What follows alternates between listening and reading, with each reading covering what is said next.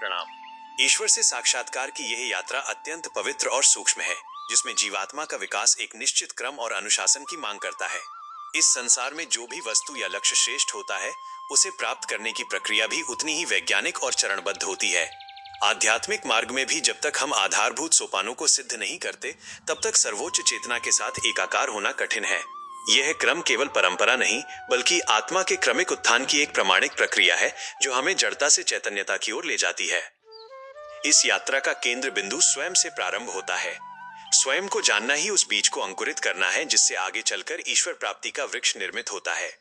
जब साधक अपनी कमियों, विकारों और अंतर्निहित शक्तियों का बोध प्राप्त कर लेता है, तभी वह भक्ति के वास्तविक अर्थ को समझ पाता है। इष्ट देव की शरण में जाना उस ऊर्जा को एक दिशा देना है, जो हमें भटकने से रोकती है। इसके पश्चात माता पिता और कुल गुरु का चरण आता है, जो हमें हमारे मूल और संस्कारों से जोड़ते हैं। माता पिता की सेवा से हृदय में जो करुणा और विनम्रता उत्पन्न होती है, वही ईश्वर के प्रति पूर्ण समर्पण का आधार बनती है। पितृदेवों की कृपा और ग्रह नक्षत्रों का संतुलन हमारी यात्रा के मार्ग को सुगम बनाते हैं। ब्रह्मांड की ये अदृश्य ऊर्जाएं हमारे प्रारब्ध और पुरुषार्थ के मध्य सेतु का कार्य करती हैं।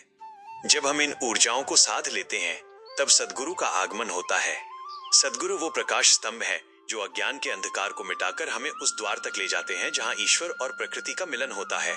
प्रकृति ईश्वर का ही सगुण रूप है, अतः प्रकृति के प्रति प्रेम और उसकी रक्षा का भाव हमें स्वतः ही उस परम सत्ता के समीप ले जाता है। इस व्यवस्थित क्रम का अनुसरण करने से साधक के भीतर का अहंकार शनैः शनैः समाप्त होने लगता है और उसके स्थान पर सत्य और प्रेम का संचार होता है। बिना इस क्रम के ईश्वर की खोज केवल एक बौद्धिक विलास बनकर रह जाती है। जब हम प्रत्येक चरण को निष्ठापूर्वक जीते हैं, तो हमारी आत्मा इतनी शुद्ध और समर्थ हो जाती है कि वह उस ईश्वरीय प्रकाश को सहन करने और उसमें विलीन होने योग्य बन सके। यही वह मार्ग है जो जीवन को सार्थकता प्रदान करता है और हमें जन्म मृत्यु के चक्र से ऊपर उठाकर उस शाश्वत आनंद का अनुभव कराता है। इस विषय पर गहन चिंतन हेतु कुछ प्रश्न। 1.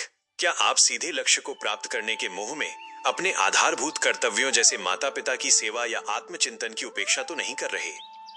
2. आपके इष्ट देव के वे कौन से गुण हैं जिन्हें आप अपने दैनिक व्यवहार में उतारने का प्रयास कर रहे हैं? 3. क्या आपने कभी अनुभव किया है कि प्रकृति के समीप रहने से आपकी मानसिक शांति और आध्यात्मिक ऊर्जा में वृद्धि होती है? 4. अपनी आध्यात्मिक यात्रा में आने वाली बाधाओं को आप ग्रहों का प्रभाव मानते हैं या अपने पुरुषार्थ की कमी?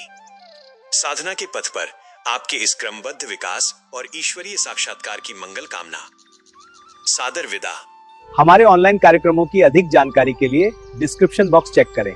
धन्यवाद। Subscribe for more details.